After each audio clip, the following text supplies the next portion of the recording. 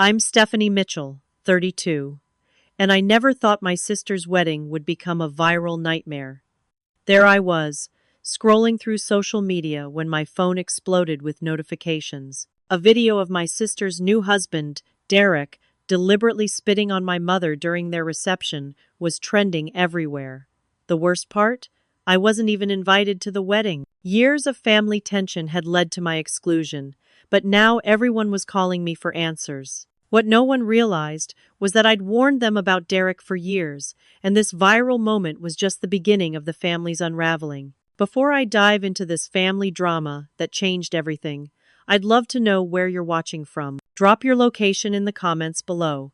And if this type of family betrayal story resonates with you, please hit that like button and subscribe. Trust me, what happened next shows how quickly a perfect day can spiral into a viral catastrophe no one saw coming, except maybe me. To understand how we got to the point where my sister's wedding turned into a viral disaster, I need to take you back to the beginning of our story. Growing up, Rachel and I were actually close despite our 4-year age gap. I was the responsible older sister at 32, and Rachel, now 28, was always the vibrant, spontaneous one who everyone adored. We shared secrets, clothes, and dreams in our suburban home with our parents, Eleanor and Howard Mitchell. Our parents worked hard to provide us with a stable, middle-class upbringing. Mom worked as a high school English teacher, and Dad was an accountant at a local firm. We weren't rich, but we never wanted for anything important. Family dinners were a nightly ritual, and holiday celebrations were always elaborate affairs with extended family. The first cracks in my relationship with Rachel appeared during my junior year of high school. I was named valedictorian and received early acceptance to Columbia University with a partial scholarship. What should have been a celebratory moment for our family quickly soured when Rachel, then a freshman, made the night about her disappointment in not making the cheerleading squad. When my parents tried to redirect attention back to my achievement, Rachel stormed out of the restaurant in tears. This became a pattern. Rachel would compete with me in increasingly obvious ways, then play the victim when she didn't measure up. When I was crowned prom queen, Rachel accidentally spilled punch on my dress moments before photos. When I received academic honors, Rachel would suddenly develop a migraine, requiring everyone's attention. Mom, always sensitive to emotions, began to side with Rachel more frequently. "Your sister is just more sensitive than you are, Stephanie," she would say. "You've always been more independent and resilient." This subtle favoritism grew as Rachel perfected the art of appearing wounded whenever she didn't get her way. Dad remained neutral to a fault. Howard Mitchell was a good father, but conflict avoidance was his defining characteristic. "Let's all just get along," was his mantra, even when getting along meant ignoring problematic behavior. The only person who saw through Rachel's manipulation was our grandmother, Rose. Grandma Rose, Mom's mother, had a sixth sense about people. "That girl knows exactly what she's doing," she once whispered to me after Rachel threw a tantrum during my college graduation dinner. "Don't let her dim your light, sweetheart." College gave me the distance I needed. At Columbia, I thrived away from Rachel's shadow and the family dynamics that increasingly positioned me as the villain in Rachel's narrative. I studied psychology, made lifelong friends, and eventually met Michael, who would become my steady boyfriend of 6 years. Meanwhile, Rachel attended community college briefly before dropping out to find herself. This began her pattern of starting and abandoning various career paths: barista, yoga instructor, social media manager, real estate assistant, each time with dramatic stories about toxic workplaces or bosses who didn't appreciate her creativity. Rachel's dating history followed a similar pattern. She consistently chose problematic men who treated her poorly, then expected the family to pick up the pieces. There was Jordan, who borrowed her car and disappeared for 3 days. Tyler, who cheated on her multiple times but she kept forgiving. And Craig, who moved into our parents' basement for 6 months while building his DJ business. Each time, I tried to gently point out concerning patterns. Each time, my family accused me of being judgmental and unsupportive. "Not everyone has their life as together as you do, Stephanie," Mom would say. implying my concern was really just criticism born of superiority. I tried repeatedly to rebuild my relationship with Rachel. I invited her to visit me in New York, sent thoughtful gifts, called regularly. Her responses were cordial, but laden with passive-aggressive comments. Thanks for the career book. I guess my job isn't impressive enough for you. Or, it must be nice having so much money to spend on these fancy restaurants. As Rachel entered her mid-20s, her resentment toward me intensified. My stable career as a clinical psychologist and long-term relationship with Michael contrasted sharply with her employment and romantic instability. During family gatherings, she would make subtle digs about how some people peak in college or how boring my life must be. The last Christmas before the wedding drama was particularly tense. I flew home with Michael, bringing gifts and hoping for a peaceful holiday. Rachel arrived 3 hours late to Christmas Eve dinner, disrupting the entire evening. She brought her new boyfriend, Derek Williams, whom she'd been dating for just 2 months. From the moment I met Derek, alarm bells rang. He was conventionally handsome and superficially charming, complimenting my mother effusively on her cooking, while simultaneously making subtle digs about the simplicity of the meal. He dominated conversations, interrupted people mid-sentence, and maintained physical contact with Rachel throughout the evening in a way that seemed possessive rather than affectionate. Most concerning was how Rachel's behavior changed in his presence. My typically outspoken sister became quiet and deferential, constantly checking his expression before speaking or laughing. When I mentioned a funny childhood memory, Rachel glanced nervously at Derek before changing the subject. After dinner, I pulled Mom aside to express my concerns. Something feels off about him, Mom. Have you noticed how Rachel seems to shrink around him? Mom dismissed my observations immediately. There you go again, Stephanie. Always being critical of Rachel's choices. She's happy, and he seems devoted to her. Can't you just be supportive for once? That night, I overheard Derek and Rachel arguing in the guest room. His voice was low but intense, and though I couldn't make out the words, the tone made me uneasy. The next morning, Rachel had an explanation ready for her puffy eyes. Allergies. As I prepared to leave after the holidays, I hugged Rachel goodbye. Call me any time, okay? For anything, I whispered. For just a moment, I felt her grip tighten, but then Derek appeared in the doorway, and her expression shuttered closed. We should get going, babe, he said, not quite making eye contact with me. We've got that thing with my friends. As they pulled away, Grandma Rose stood beside me on the porch. That young man is trouble, she said quietly. Mark my words. I nodded, watching their car disappear down the street. I know, Grandma. I know. The first time I properly met Derek was at our family Thanksgiving dinner, a month before that tense Christmas.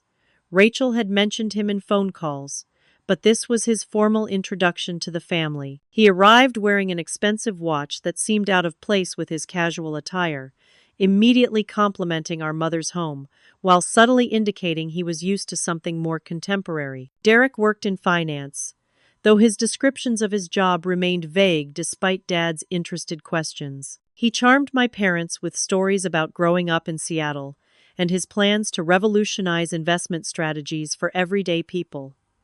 Mom was particularly impressed by his polished manners and the expensive wine he brought. But beneath the charm, I noticed concerning behaviors. When Rachel spoke, Derek would often place his hand on her lower back or shoulder in what appeared affectionate but functioned to stop her mid-sentence. Babe, you're rambling again, he would say with a laugh that made everyone but me join in. Rachel would immediately apologize and fall silent. During dinner, Derek asked Mom about her teaching career in a way that initially seemed interested but turned condescending. It's admirable that you're satisfied with such a modest profession, he said. Mom laughed it off, but I caught the flash of hurt in her eyes. What struck me most was Derek's subtle hostility toward Mom from the beginning. He would ask personal questions about her career choices and parenting decisions that masked as interest but carried judgmental undertones. So you chose to work full-time while the girls were young? Interesting priority, he commented during dessert, making Mom defend choices she'd made decades ago. Dad seemed uncomfortable around Derek, but tried to find common ground discussing sports and investments. When Dad mentioned his conservative investment approach for retirement, Derek scoffed, suggesting Dad had left money on the table with such risk-averse thinking. After Thanksgiving, I did something I'm not particularly proud of. Concerned by the red flags I'd observed, I searched Derek's name online. What I found disturbed me: a court record of a restraining order filed by an ex-girlfriend 3 years earlier. Though the case was eventually dismissed, the complaint detailed controlling behavior and verbal intimidation. I wrestled with this information for days. Finally, I decided to carefully broach the subject with Rachel during our monthly sister lunch. I chose my words meticulously, focusing on my concern for her rather than criticism of Derek. "Rachel, I'm really happy you've found someone who makes you happy," I began cautiously. "I've noticed that you seem a bit different around him, and I just want to make sure everything's okay." Her reaction was immediate and explosive. "Of course you would try to ruin this for me," she shouted in the middle of the restaurant. "You've always been jealous when good things happen to me. Derek warned me you might try to sabotage our relationship." I was stunned. "Rachel, that's not what I'm doing at all. I just care about you." "Save it," she interrupted, grabbing her purse. "Derek is the first person who truly appreciates me for who I am, not who he wants me to be. Unlike you and Mom, who are always trying to fix me." She stormed out, leaving me to pay the bill and process what had just happened. Derek had obviously been planting seeds of distrust about me, predicting I would express concerns. It was a classic isolation tactic I recognized from my psychology training, but pointing that out would only drive Rachel further away. 2 weeks later, at a family birthday gathering for Dad, Derek made several inappropriate comments about Mom's appearance. "Eleanor, you must have been quite the looker in your day," he said, emphasizing "in your day" in a way that made everyone uncomfortable. Later, he asked if she had considered Botox for those worry lines as a helpful suggestion. Dad changed the subject quickly, but I noticed Mom touching her forehead self-consciously for the rest of the evening. When I tried to discuss it with her later, she brushed it off. "He's just direct, Stephanie. Not everyone couches everything in therapy speak like you do." These jokes became more frequent, each containing veiled insults toward family members. Derek would compliment Dad's quaint career choices or praise Mom for doing the best with what she had in raising us. Each comment was crafted to sound positive while delivering a subtle sting. I confided my concerns to Grandma Rose during one of our weekly phone calls. Unlike my parents, she validated my impressions immediately. "Trust your instincts, Stephanie," she said firmly. "That man is slick as oil and twice as toxic. Your sister is being drawn into something dangerous, but she won't be able to see it until she's ready." My boyfriend Michael, who had met Derek twice, expressed similar concerns. "There's something calculated about him," Michael observed after a tense family dinner. "The way he watches everyone's reactions, like he's taking notes on weaknesses to exploit later." Over the next few months, Rachel's contact with family and friends diminished significantly. She missed our monthly sister lunches, stopped calling Mom daily as had been her habit, and declined invitations to family gatherings, citing work commitments with Derek's business ventures. When she did appear at family events, Derek was always by her side, his hand positioned possessively at her waist. Rachel checked her phone constantly, responding immediately to his texts. Once, when her phone battery died during a family dinner, she became visibly anxious and borrowed Mom's phone to call him, stepping outside for a 20-minute conversation. I documented these concerning behaviors in text messages to Mom, hoping that seeing the pattern laid out would help her recognize what was happening. "I understand you're worried," Mom replied, "but Rachel is an adult. We have to respect her choices, even if we don't understand them." During this time, Grandma Rose pulled me aside at a family gathering. "That man is going to tear this family apart," she warned, watching Derek charm a group of relatives with an exaggerated story. "He's got his sights set on something, and he's using Rachel to get it." Derek's campaign to turn Rachel against me intensified. Rachel began repeating things I supposedly said about her that were complete fabrications. "Stephanie thinks my job is a joke," she told Mom, or Stephanie told Michael she feels sorry for me. When I would try to correct these misunderstandings, Rachel would accuse me of gaslighting her. The situation came to a head at Rachel's birthday celebration. I had organized a small gathering at our parents' home, complete with Rachel's favorite cake and thoughtfully chosen gifts. When Rachel opened my present, a beautiful leather journal with her initials embossed on the cover, something she had admired months earlier, Derek immediately interjected, "Wow, a journal? I guess Stephanie thinks you need to do some self-reflection," he laughed, squeezing Rachel's shoulder. "Maybe she thinks you should be writing down all your failures so you can work on them." Rachel's face fell as she set the journal aside. "Thanks, Steph," she said flatly. When I tried to explain the actual meaning behind the gift later, Derek interrupted. "Don't make this about you, Stephanie. Not everyone overthinks gifts like you do. Some people just give presents without psychological agendas." By the end of the evening, Rachel was comforting Derek because he felt attacked by my hostile attitude, completely turning my attempt to connect with my sister into another reason for her to pull away from me. As they left, I overheard Derek whispering to Rachel, "See? I told you she's always trying to make herself look better than you.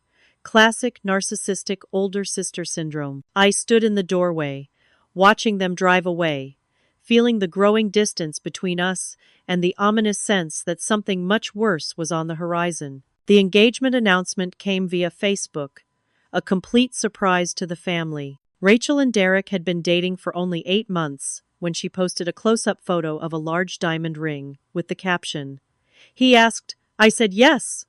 Wedding planning begins now. Future Mrs. Williams." Mom called me immediately.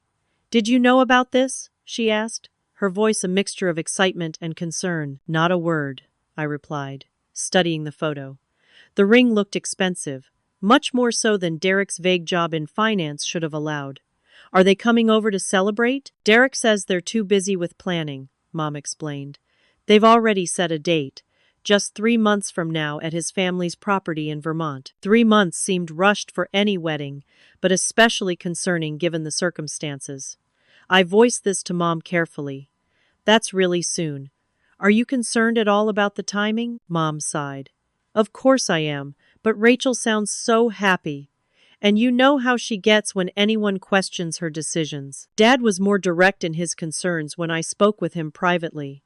"It's too damn fast," he said, uncharacteristically blunt. "I barely know this guy, and suddenly he's going to be my son-in-law." But when Rachel called to discuss the engagement, Dad's concerns were quickly silenced by her enthusiasm and Derek's promises about a bright financial future for them. Wedding planning immediately took a strange turn.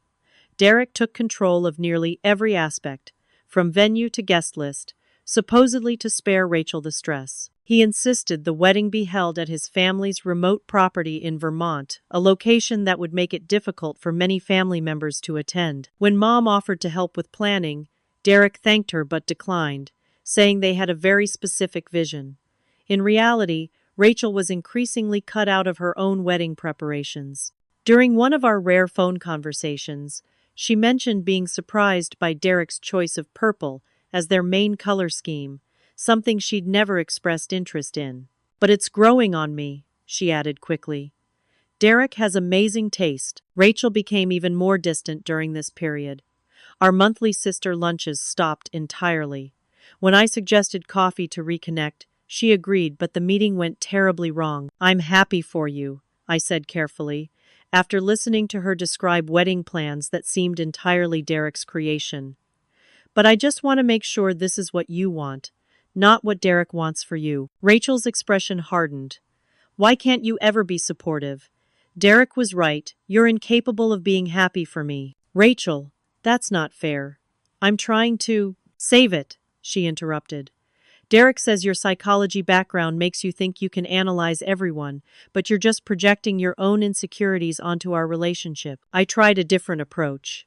"Have Mom and Dad met his family yet? It seems strange they're not involved in the planning." Rachel shifted uncomfortably. "They're very private people. They'll be at the wedding. That's what matters." As the wedding date approached, financial questions arose. Derek had insisted on an extravagant celebration designer dress, gourmet catering, luxury accommodations for his side of the family, yet was vague about how it would be paid for. I discovered through Mom that my parents had been pressured to cover significant costs, depleting a portion of their retirement savings. More concerning was what I learned through a former colleague who worked at a financial firm where Derek had briefly been employed. He had been asked to leave after clients complained about unauthorized risky investments and discrepancies in their accounts. He also had substantial gambling debts that he'd kept hidden from Rachel. With this information, I made one last attempt to reach Rachel. I invited her to dinner, where I gently shared what I'd learned, emphasizing that I was coming from a place of love and concern. Rachel's face went pale, then flushed with anger. "You're investigating him? Do you know how crazy that sounds, Stephanie? You're so determined to ruin this for me that you're making up lies about the man I love." "Rachel, please, I have documentation. At least look at—" "No!" she shouted, standing up. "I'm done with your jealousy and meddling. Derek warned me you'd try something like this as the wedding got closer." Her voice dropped to a cold whisper. "You've forced me to make a choice, and I choose him. Every time, I choose him." 2 days later, my parents received an ultimatum from Rachel: support her relationship unconditionally, or she would cut them off completely. Terrified of losing their younger daughter, they reluctantly agreed to her terms. A week later, wedding invitations arrived for the family. Everyone was included: Mom, Dad, Grandma Rose, aunts, uncles, cousins, everyone except me. The exclusion was deliberate and painful, a clear message about my place in Rachel's new life. Mom called me, her voice strained. "Rachel says Derek thinks you'll cause drama at the wedding." I tried to change her mind, but she's adamant. She paused. "Maybe if you apologize to Derek." "Apologize? For what? Being concerned about my sister?" The injustice stung sharply. "Mom, can't you see what's happening here? He's isolating her from anyone who questions him." "I don't know what to think anymore," Mom admitted quietly. "I have concerns too, but if I voice them, we might lose Rachel completely." Dad called me privately that evening. "This isn't right, Steph," he said, sounding defeated. "But we're in an impossible position. If we boycott the wedding, we lose all contact with Rachel. At least if we're there, we can keep an eye on things." "I understand, Dad," I said, though the pain of exclusion still cut deep. "Just watch out for Mom. Derek has been increasingly disrespectful toward her, and I'm worried about how he'll behave once he officially feels like part of the family." I made one final attempt to warn my family, sending a carefully worded email detailing specific concerning behaviors I'd observed and patterns of emotional manipulation. I avoided accusations and stuck to observable facts, ending with resources about controlling relationships. Mom's response was heartbreaking. "I have concerns too, Stephanie. The way he looks at Rachel sometimes frightens me. But I can't lose my daughter. I just can't." With heavy hearts, my family prepared to attend a wedding I was barred from, all of us sensing that something was deeply wrong but feeling powerless to stop it. As the wedding weekend arrived, I felt a complex mixture of emotions: hurt at being excluded, worry for my family, and a growing sense of dread. Michael was my rock during this time, validating my concerns while helping me maintain perspective. "You've done everything you could," he reassured me as we sat in our apartment the Friday of the wedding weekend. "Now you need to take care of yourself." Though I'd promised myself I wouldn't obsess over the wedding, I couldn't help checking social media for updates. My cousin Amber posted photos of the rustic Vermont venue, a large, somewhat run-down property that hardly matched Derek's descriptions of a family estate. Mom sent a brief text with a photo of her and Dad dressed for the rehearsal dinner, her smile not quite reaching her eyes. Seeing them dressed up for an event I should have been part of hit me harder than expected. I found myself crying in Michael's arms, mourning not just my exclusion from the wedding but the sister I felt I'd lost to Derek's manipulation. Saturday morning, I received a text from Grandma Rose that made my stomach clench. "Something feels very wrong here, Stephanie. The tension is palpable. Derek's family barely speaks to us, and Rachel seems nervous. Trust your instincts about this man." I tried to distract myself throughout the day, cleaning the apartment, going for a run, catching up on work, anything to keep my mind off what was happening in Vermont. I'd almost succeeded when my phone rang around 4 p.m. It was Uncle Paul, Dad's brother. "Stephanie?" His voice was tense.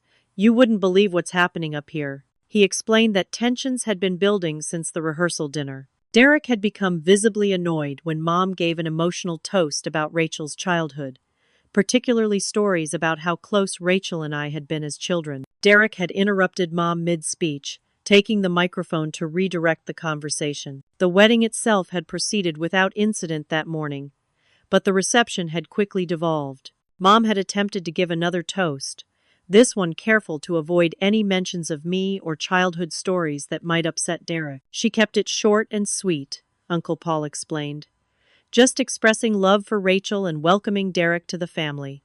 But when she mentioned hoping they'd visit for Christmas, Derek just snapped.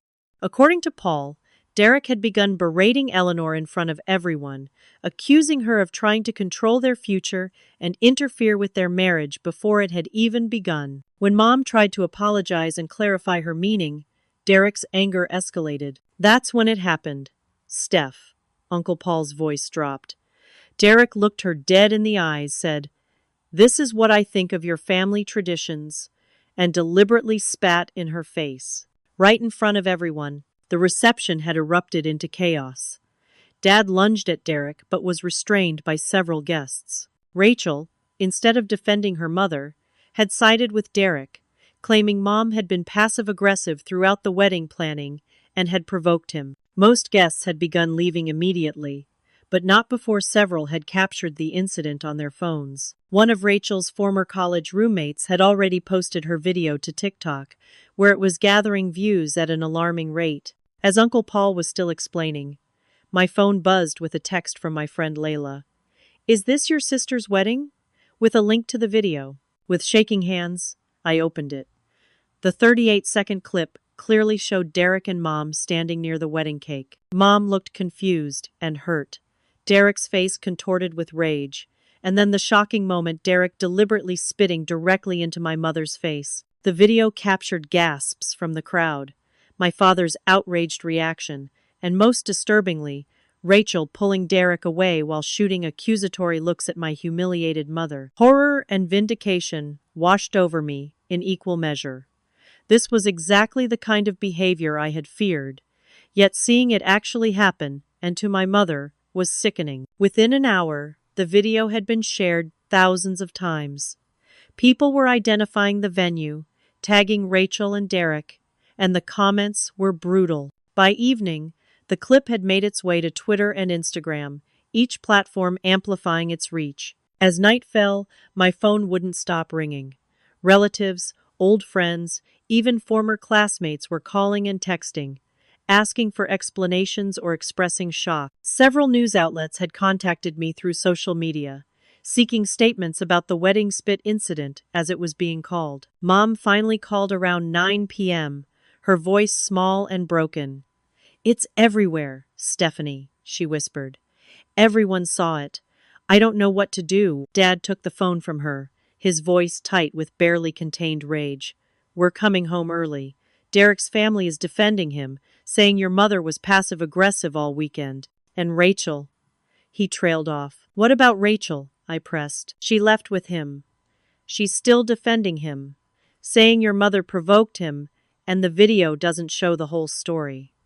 The disbelief in Dad's voice was palpable. He spat in her mother's face, and she's defending him. The wedding had ended in chaos, with guests divided between those supporting Derek's family's narrative that Mom had somehow deserved this treatment and those horrified by Derek's behavior. Derek and Rachel had left the reception without apology, driving away to what was supposed to be their honeymoon. By midnight, the video had reached millions of views across platforms.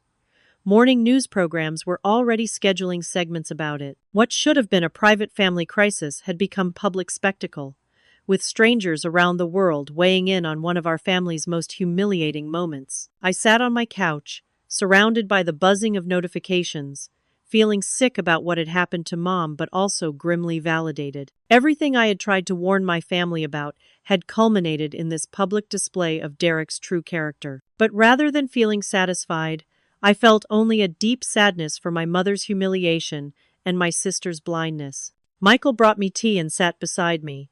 "What do you want to do?" he asked gently. I took a deep breath. "I need to support Mom and Dad. Whatever happens next, they need me now more than ever." As I prepared for bed, I received one final text from Grandma Rose. "You were right about him all along. Now everyone knows. Be ready, this family is going to need you to help pick up the pieces." If I only knew then how prophetic those words would be, and how much worse things would get before they got better. The viral video was just the beginning of our family's public unraveling. Has something like this ever happened in your family? Maybe not as extreme, but have you ever had your warnings about someone ignored until it was too late? Let me know in the comments. And if you want to see how this situation escalated even further, make sure you're subscribed so you don't miss the next part of this wild story. The day after the wedding was surreal. I woke to find the video had been viewed over 5 million times overnight. My phone had so many notifications that it kept freezing. National news outlets were running the story with headlines like, "Groom spits on mother-in-law at reception and wedding reception turns toxic." Viral video captures family's worst moment. Mom and Dad arrived home from Vermont looking shell-shocked. I met them at their house, bringing comfort food and ready to help however I could. Mom barely spoke, moving through the house like a ghost. Dad alternated between protective concern for her and bursts of fury about Derek. "I should have listened to you," he said, his voice breaking as we sat at the kitchen table. "I saw the signs too, but I thought keeping the peace was more important than confronting the truth." Reporters had already found their home address and were calling constantly. Several had even shown up at their doorstep, hoping for a statement about the incident. I quickly helped Dad disable the doorbell and set up a no trespassing sign. Meanwhile, Rachel had made things exponentially worse by posting a defensive statement on Instagram. What you're all seeing is a 30-second clip taken completely out of context. My husband reacted to persistent provocation throughout our special day. My mother has always favored my sister and used our wedding to make passive-aggressive comments. While we regret the incident, there are two sides to every story. We ask for privacy during this difficult time. The backlash to her statement was immediate and brutal. Internet sleuths began digging into Derek's past, uncovering the restraining order I had found months earlier, as well as workplace complaints and gambling debts. His non-apology came next. While my reaction at our wedding reception was regrettable, what the video doesn't show is the ongoing tension created by my mother-in-law's inappropriate comments. This private family matter has been taken out of context. We will not be commenting further on this situation. Family members began taking sides. Derek's parents issued a statement supporting their son, claiming that Eleanor had made disparaging remarks about their family throughout the wedding weekend and had provoked the incident. Most of our extended family rallied around Mom, outraged by Derek's behavior and Rachel's defense of it. Grandma Rose moved in temporarily to help support Mom, who was struggling with the public humiliation. The once proud high school teacher now refused to leave the house, terrified of being recognized. "Everyone has seen me being spat on," she whispered, tears streaming down her face. "How can I ever face my students or colleagues again?" The viral video spawned countless memes, with Derek's face becoming synonymous with toxic behavior. People were creating remixes, animations, and reaction videos. Each new iteration was another knife twist for our family, particularly Mom, who was forced to relive her humiliation with each share. I did my best to protect them from the worst of it. I set up content filters on their devices, managed their social media accounts, and screened calls. Michael was invaluable during this time, bringing meals, running errands, and offering his apartment as a sanctuary when the media presence became too intrusive at my parents' home. When reporters contacted me, I provided a carefully worded statement. "Our family is processing a deeply painful incident. My mother deserves privacy and respect during this difficult time." This situation represents a pattern of concerning behavior that I had observed previously. We ask for understanding as we navigate this private family matter. Rachel, predictably, accused me of leaking the video to make Derek look bad, something I would never have done, especially knowing how it would hurt Mom. The irony was that Rachel herself had approved the social media policy for their wedding, allowing guests to post freely. About a week after the wedding, Howard finally acknowledged directly that he should have listened to my concerns about Derek. I was so afraid of losing Rachel that I ignored all the warning signs, he admitted, as we sat on their back porch, away from the windows where photographers might lurk. Now I might have lost both my daughter and my wife's spirit. I arranged for a family therapist to come to the house to help Mom process the trauma. Dr.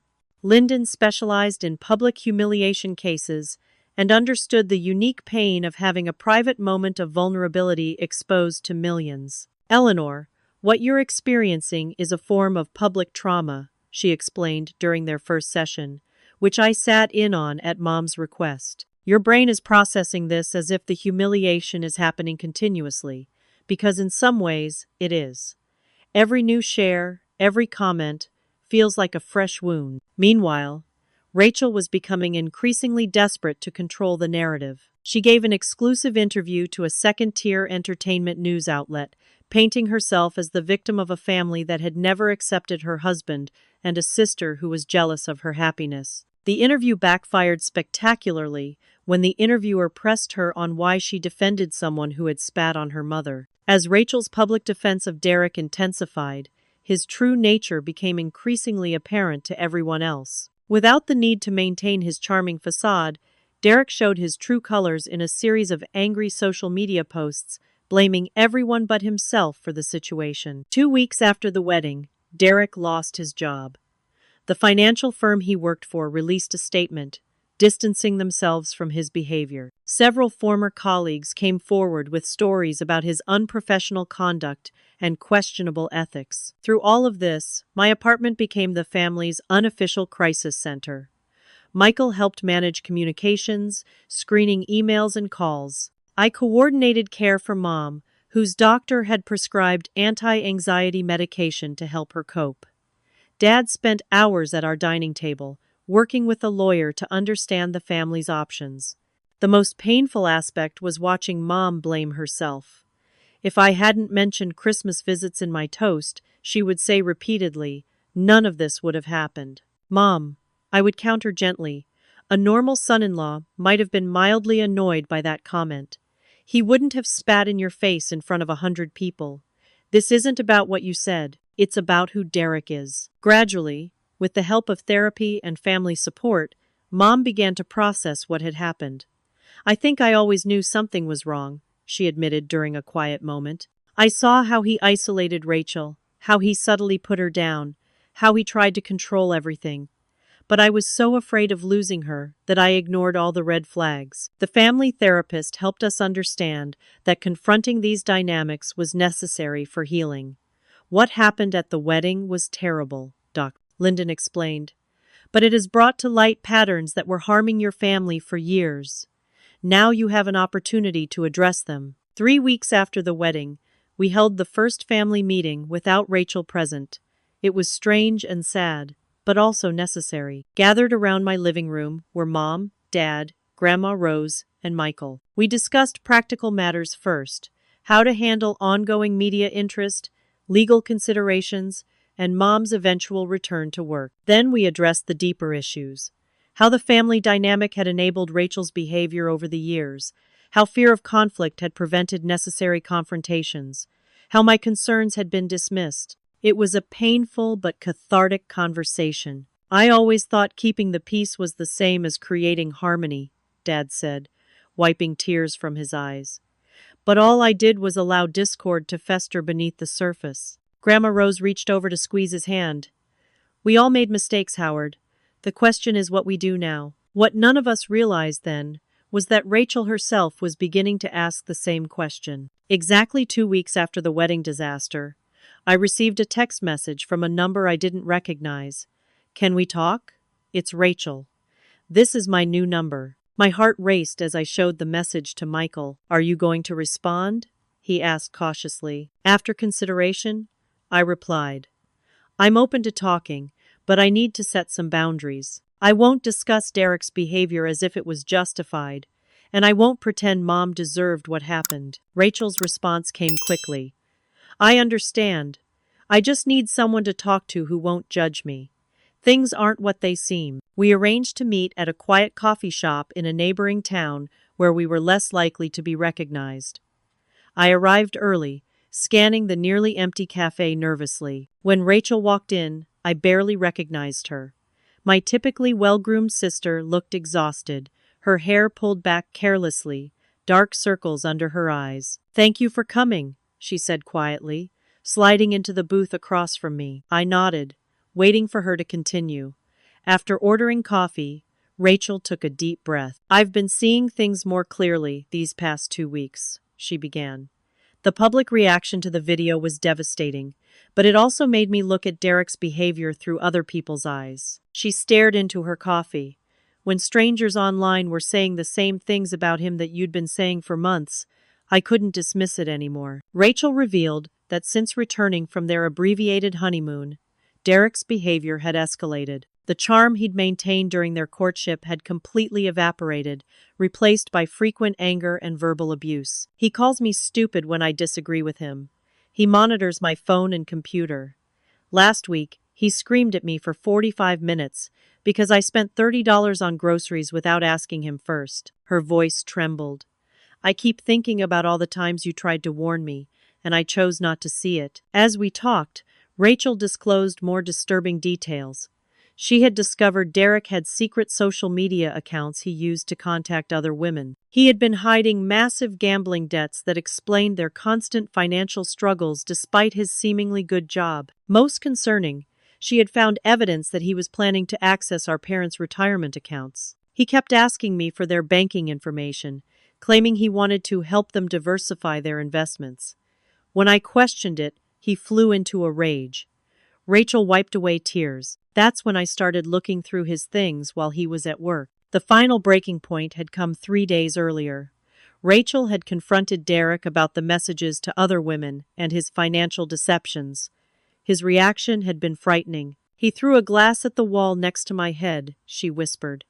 "Then he grabbed me by the shoulders and said if I ever questioned him again, I'd regret it. He said no one would believe me anyway, after I'd defended him so publicly." That night, while Derek was passed out from drinking, Rachel had packed a small bag with essentials and her important documents. She'd withdrawn the little money left in her personal account and disappeared. "I've been staying at a motel," she explained. "I was too ashamed to call Mom and Dad, and I didn't know if you'd even speak to me after everything I've said and done." As painful as Rachel's revelations were, they represented the first honest conversation we'd had in years. For hours, we talked about how Derek had systematically isolated her from everyone who cared about her, how he'd convinced her that I was jealous and resentful of her, how he'd manipulated her into believing that our parents favored me and would never support her choices. He would point out every tiny criticism Mom made and ignore all her support, Rachel explained. He kept a literal list of evidence that she preferred you and would review it with me whenever I missed my family. When Rachel finally broke down completely, sobbing in the coffee shop booth, I moved to her side and held her for the first time in years. "I'm so sorry," she repeated through tears. "I chose him over all of you. I let him spat on Mom, and then I defended him. How can any of you ever forgive me?" "It's not going to be easy or quick," I answered honestly. "But we're family. We'll find a way forward together." That night, Rachel came to my apartment. Michael graciously offered to stay with a friend to give us space. We stayed up until dawn, rebuilding the sisterhood that Derek had nearly destroyed. Rachel showed me text messages and emails that revealed the extent of Derek's manipulation, how he had intercepted messages from me, planted false stories, and constantly reinforced the narrative that I was her enemy. "He actually rehearsed with me what to say when you tried to warn me about him," she admitted. "He predicted exactly what concerns you'd raise and gave me scripts for how to respond." In the morning, we faced the difficult task of telling our parents. Rachel was terrified of their reaction, particularly Mom's. "She has every right to hate me," Rachel said as we drove to their house. "I chose the man who publicly humiliated her. I defended him. I reached over to squeeze her hand. Mom loves you, Rachel. She'll be hurt and angry, but she'll also be relieved that you're safe and away from him. The reunion was as emotional and difficult as expected. Mom burst into tears at the sight of Rachel, pulling her into a fierce hug before stepping back with the hurt and betrayal still evident in her eyes.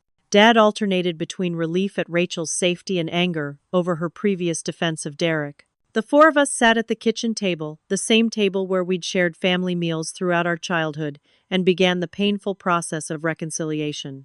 Rachel apologized profusely, taking full responsibility for her choices, while also sharing the extent of Derek's manipulation and abuse. "I'm not making excuses," she emphasized. "I should have seen through him. I should have trusted my family.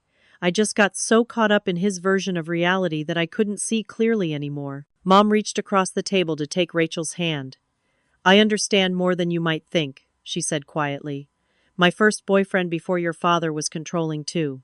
Not as extreme as Derek, but enough that I recognized the patterns." This revelation surprised both Rachel and me. Mom had never shared this part of her past before. As she described her experience, I saw Rachel's posture change, the defensive tension leaving her body as she realized she wasn't being judged but understood. Over the next several days, we worked together to address the practical aspects of Rachel's situation. I accompanied her to file a police report about Derek's threats and violence. The officer taking the report recognized Rachel from the viral video, but maintained professional compassion. "Unfortunately, we see this pattern often," Officer Martinez explained. "The behavior that was captured on video is typically just the visible tip of a much larger iceberg of control and abuse." With the police report filed, we moved on to the legal process of obtaining a restraining order.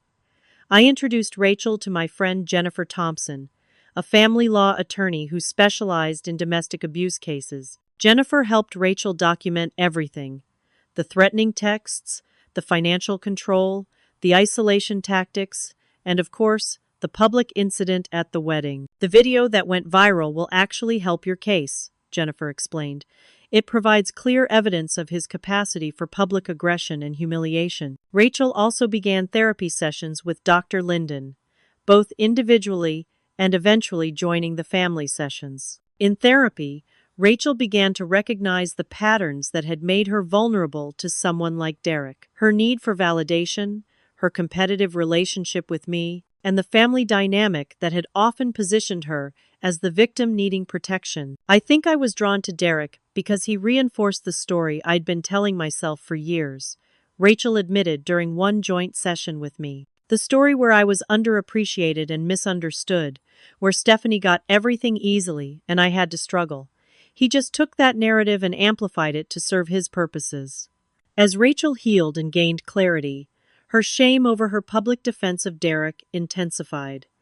"Everyone saw me standing by him after what he did.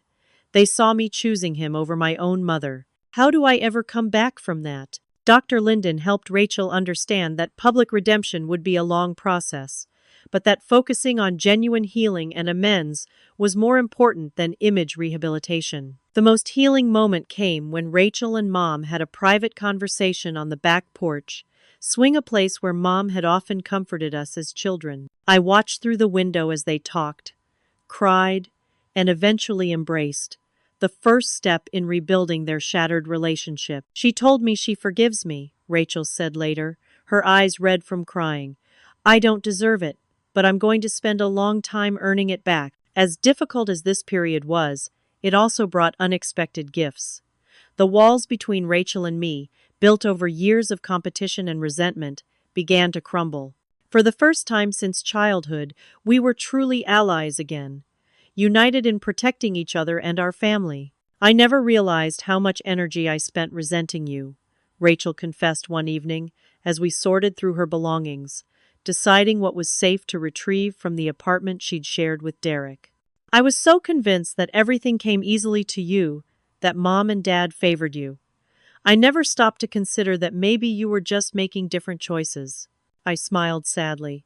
"And I never really understood how my achievements made you feel. I thought you were just being difficult when you lashed out. I should have tried harder to see things from your perspective."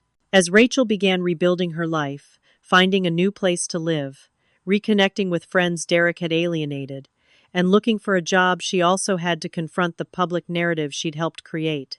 With Jennifer's guidance, she prepared a statement acknowledging her mistake in defending Derek and asking for privacy as she worked to repair family relationships. The public reaction was mixed, but many responded with unexpected compassion, recognizing the signs of an abuse victim who had found the courage to leave. Rachel received messages from other women who had experienced similar relationships, thanking her for her honesty. Slowly, our family began to heal, stronger for having confronted the unhealthy patterns that had made us vulnerable to someone like Derek in the first place. The viral moment that had nearly destroyed us had also forced us to rebuild on a more honest foundation. Derek's reaction to Rachel leaving was swift and frightening. Once he realized she wasn't coming back, his messages escalated from manipulative pleas to explicit threats. "You think you can humiliate me by running back to your family?" he texted. "I know where they live. This isn't over until I say it's over." We documented everything, forwarding each threatening message to Jennifer and Officer Martinez.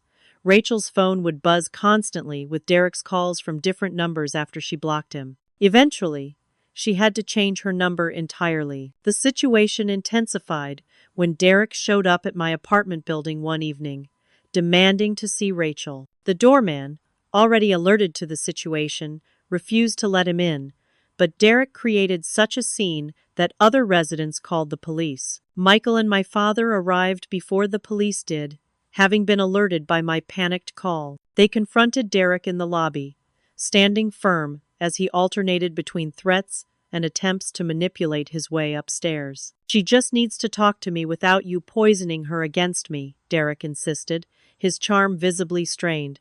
"We can work this out if you people would stop interfering." "There's nothing to work out," Michael replied calmly. "Rachel has made her decision. You need to respect that and leave." When Derek tried to push past them toward the elevators, Dad stepped forward, his usually mild demeanor replaced with steely resolve. "You spat in my wife's face," he said, voice low and controlled. "You threatened my daughter. You are not welcome anywhere near this family again." The police arrived moments later, and Derek was escorted from the building with a warning. The incident strengthened our resolve to pursue legal protection. The next morning, Jennifer expedited our restraining order application, citing the escalating behavior. Meanwhile, Rachel filed for an annulment rather than a divorce, citing fraud as grounds.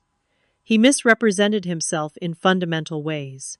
Jennifer explained as she helped Rachel complete the paperwork. His hidden gambling addiction, the undisclosed previous marriage we discovered, and his misrepresentation of his financial situation all constitute fraudulent inducement to marry. Derek responded with a vicious counterfiling, accusing Rachel of everything from infidelity to stealing from him. The allegations were absurd, but they accomplished his goal of dragging out the process and causing additional stress. "This is unfortunately typical," Jennifer assured us during a family meeting in her office.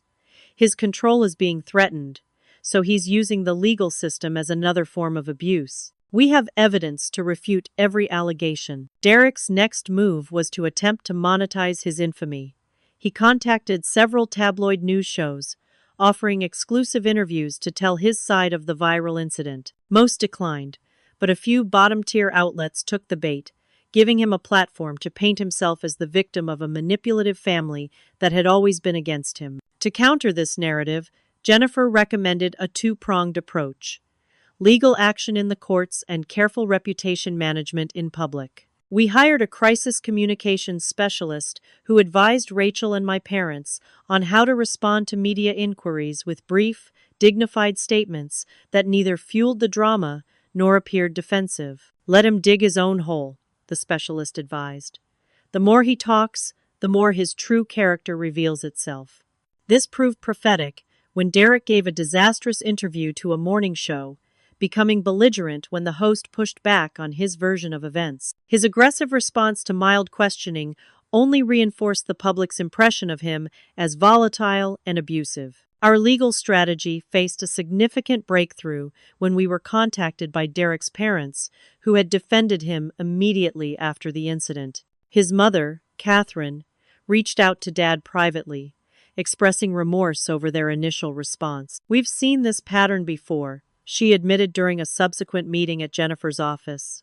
"We've made excuses for Derek's behavior his entire life, and it's only gotten worse. We can't do it anymore." Catherine provided critical information about Derek's history, including documentation of a previous marriage he had hidden from Rachel, and a pattern of financial fraud that extended back to his early 20s. Most importantly, she connected us with two of his ex-girlfriends who had similar experiences of control and manipulation. The restraining order hearing was set for a Tuesday morning at the county courthouse.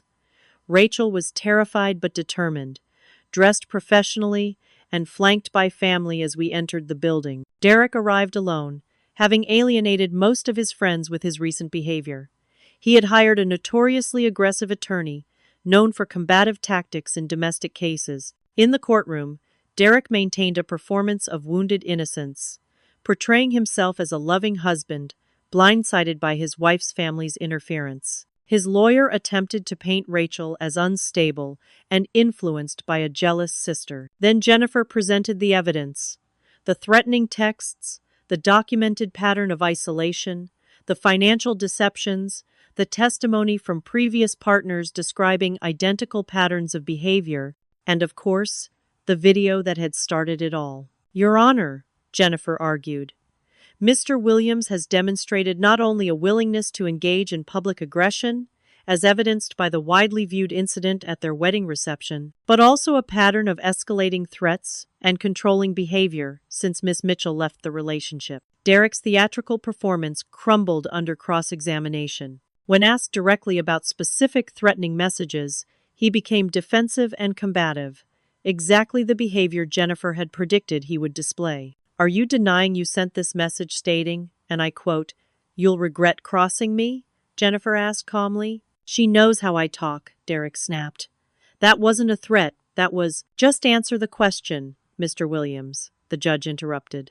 "Did you send this message?" Derek's mask slipped completely. "Yes, I sent it. After everything I've done for her, she owes me at least a conversation without her family controlling her every move." The judge granted the permanent restraining order based on the preponderance of evidence, ordering Derek to stay at least 500 feet from Rachel, her residence, and her workplace, as well as from me and our parents. Additionally, he was prohibited from any direct or indirect contact. Outside the courthouse, Derek had a complete meltdown, berating his attorney and threatening to sue everyone involved. His tirade was captured by several bystanders on their phones, creating yet another viral moment that further damaged his already tattered reputation. The annulment proceedings proved more complex, but ultimately successful. Jennifer discovered that Derek had attempted to access my parents' financial information using personal details he'd gleaned from Rachel during their relationship. This discovery, along with evidence of his substantial undisclosed gambling debts, strengthened our case for fraudulent inducement to marry. Derek's financial situation deteriorated rapidly as his behavior became more erratic. He lost his new job after failing to show up for several days, and his credit card debt mounted. When the final court date for the annulment arrived, Derek didn't even appear, having fired his attorney in a dispute over fees. The judge reviewed the evidence and granted Rachel's petition for annulment, legally erasing the marriage as if it had never occurred. Rachel was allowed to resume her maiden name immediately, symbolically and legally severing her connection to Derek. As we left the courthouse, Rachel took a deep breath of the crisp autumn air. "It's really over," she said, a mixture of relief and lingering sadness in her voice. "The legal part is," I agreed, linking my arm with hers. "Now comes the healing." That evening, our family gathered at my parents' home for a quiet dinner to mark the end of the legal battles. Grandma Rose raised her glass in a toast to closing one chapter and beginning another together. We clinked glasses, all of us aware that while the external threat had been neutralized, the work of rebuilding our family bonds had only just begun. 6 months after the viral wedding incident, our family gathered for Thanksgiving at my parents' home. The table was set with Grandma Rose's heirloom china. Autumn centerpieces brightened the room, and the aroma of Mom's traditional cooking filled the house. From the outside, it might have looked like any normal family holiday, but we all knew how far we'd come to reach this moment of relative peace. Rachel arrived early to help with preparations, something she hadn't done in years. I watched from the doorway as she and Mom worked side by side in the kitchen, their movements still occasionally awkward, but increasingly comfortable. The tension that had once defined their relationship had been replaced by something new, a careful, thoughtful consideration of each other's feelings. I think I'll try the cranberry sauce with orange this year instead of the traditional recipe, Mom said, glancing at Rachel. What do you think? A year ago, Rachel might have seen this as criticism of her preference for the traditional sauce. Today, she simply smiled. Let's do both. I can make the regular kind while you try the new recipe. This small moment of compromise reflected the larger changes in our family dynamic. We had spent months in therapy, both individually and together, learning new ways to communicate and dismantling the unhealthy patterns that had made us vulnerable to someone like Derek. Dad had transformed perhaps the most dramatically. His former conflict avoidance had been replaced by a protective vigilance toward all of us, particularly Mom. He checked in regularly with both Rachel and me, making an effort to connect individually with each of us in ways he hadn't before. I spent too many years thinking that keeping quiet was the same as keeping peace, he told me during a recent father-daughter lunch. I won't make that mistake again. Rachel had made remarkable progress in her recovery from Derek's abuse. After staying with me for several weeks, she had found her own apartment and a job at a marketing firm. She attended therapy faithfully and had joined a support group for survivors of controlling relationships. The hardest part is forgiving myself, she confided one evening during one of our newly established weekly sister dinners. I can see so clearly now how he manipulated me, but I still feel responsible for not recognizing it sooner. Healing isn't linear, I reminded her, echoing Dr. Linden's words. You're allowed to have setbacks and difficult days. Our relationship as sisters had been rebuilt on a stronger foundation. The competition and resentment that had characterized our adult relationship had been replaced by mutual support and understanding. We still disagreed sometimes, but now we could do so without the underlying current of jealousy and defensiveness. Mom's recovery had been perhaps the most poignant to witness. The public humiliation had initially devastated her, keeping her housebound for weeks after the incident. Gradually, with therapy and family support, she had reclaimed her confidence. She returned to teaching, facing the inevitable whispers and stares with quiet dignity. My students were actually wonderful, she told us, surprising herself. Several of them wrote me cards saying they admired how our family had handled such a difficult situation. The viral video had gradually faded from public interest as newer scandals took its place. Occasionally, someone would recognize Mom or Rachel in public, but these instances became increasingly rare. Our family had developed a standard response to such moments, a polite acknowledgement followed by a request for privacy. Grandma Rose's wisdom had guided much of our healing process. At 82, she had seen enough of life to offer perspective when the rest of us got caught in the details. Family wounds are the deepest, she often said, but family healing can be the most profound. The Thanksgiving gathering marked an important milestone in this healing. As we settled around the table, the empty chair where Derek would have sat was not the glaring absence it might have been, but simply an unremarkable space. Before eating, Mom surprised us by offering a toast. I want to thank each of you, she said, her voice steady. This past year has been the most challenging of my life, but also the most revealing. I've learned who my true family is not just by blood but by choice and action. She looked at Michael, who had stood by our family throughout the crisis.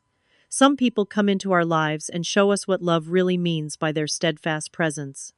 Michael squeezed my hand under the table. And sometimes, Mom continued, turning to Rachel, the hardest journeys lead us back to where we belong, stronger and wiser. Rachel's eyes filled with tears, but she didn't look away. The shame that had characterized her early return to the family had gradually been replaced by determination to make amends through actions rather than just words. After dinner, Rachel pulled me aside, fidgeting nervously with her watch strap. "I need to tell you something," she said. "I've been offered a job in Chicago." My heart sank momentarily after just rebuilding our relationship. The thought of geographic distance was difficult.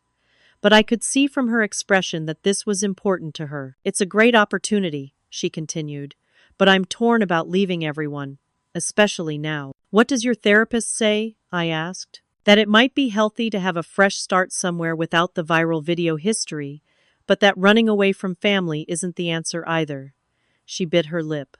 "What do you think?" I considered carefully before answering. "I think you should take it if it's what you really want. Distance doesn't have to mean disconnection. We've all learned that the hard way." Rachel nodded slowly. "I think I want a fresh start, but not at the expense of what we've rebuilt." She took a deep breath.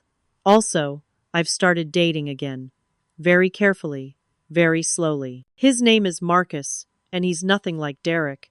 He's kind and patient and understands I have a lot of healing to do. I'd love to meet him sometime," I said, meaning it sincerely. Later that evening, Dad mentioned he'd heard through a mutual acquaintance that Derek had moved across the country after losing yet another job. The news created a moment of tension in the room, but not the paralyzing anxiety it once would have. "He can't hurt us anymore," Mom said firmly, and we all recognized the truth in her words. The night ended with unexpected news of my own. Michael asked my parents for a moment of their time, and with a mixture of old-fashioned respect and modern partnership, told them of his intention to propose to me. "I wanted you to know first," he explained, "because family means everything to Stephanie, and therefore to me." Mom embraced him tearfully, while Dad shook his hand with genuine warmth. Rachel's reaction, however, was what touched me most deeply. There was not a trace of the jealousy or competitiveness that would have once colored such a moment. Instead, she hugged me fiercely, whispering, "No one deserves happiness more than you." In the weeks that followed, Rachel and I began tentative plans for my wedding, a simple affair that would bear no resemblance to her disastrous one. The process became unexpectedly healing for both of us, allowing Rachel to reclaim the concept of marriage from its association with Derek, and for me to include my sister in one of the most important events of my life. During one wedding planning session, Mom joined us with a bottle of wine and an openness that had once been rare in our family discussions. "I've been thinking about what we've all learned from this past year," she said as we browsed invitation designs, "about family loyalty and forgiveness." Rachel looked up, still sometimes sensitive to any mention of forgiveness, which she felt she hadn't fully earned. "Real loyalty isn't blind support," Mom continued. "It's being willing to say the hard truths because you care enough not to let someone you love walk into danger. And real forgiveness isn't pretending the hurt never happened, it's choosing to build something new despite it." The three of us sat in contemplative silence for a moment, each reflecting on our individual journeys through the crisis that had nearly torn us apart. "The irony," I finally said, "is that the viral video that almost destroyed us ultimately made us stronger. Sometimes it takes public humiliation to see private truths," Rachel added softly. Mom raised her glass in a simple toast. "To seeing clearly, at last." We clinked glasses, three women forever changed by a moment of public shame that had forced us to confront the private dynamics that had made that moment possible. In the crucible of viral infamy and family crisis, we had forged something precious, authentic connection based on truth rather than comfortable illusions. If you've ever experienced family betrayal or had to rebuild trust with someone you love, I hope our story offers some encouragement. Family healing is possible, even after the most public humiliations. I'd love to hear your thoughts or similar experiences in the comments below. This journey has taught me so much about forgiveness and family loyalty, and if sharing it helps even one person navigate their own family challenges, it's worth it. Please like and subscribe if this resonated with you, and share with someone who might need to hear that healing is possible even after betrayal. Thank you for witnessing our story, and remember that sometimes the most painful moments can lead to the most profound growth. What's the most important lesson you've learned from family conflict?